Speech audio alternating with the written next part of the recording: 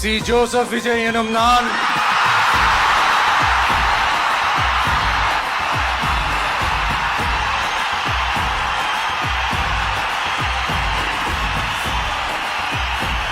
சட்டப்படி அமைக்கப்பெற்ற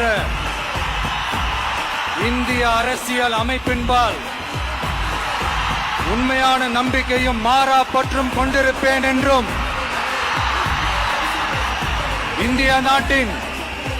ஒப்பில்லாத முழு முதல் ஆட்சியையும் ஒருமையையும் நிலை நிறுத்துவேன் என்றும் தமிழ்நாட்டு அரசின் முதலமைச்சராக உண்மையாகவும் உளச்சான்றின்படியும்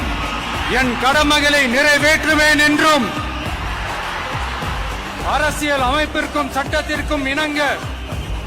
அச்சமும் ஒருதலை சார்பும் இன்றி விருப்பு வெறுப்பை விலக்கி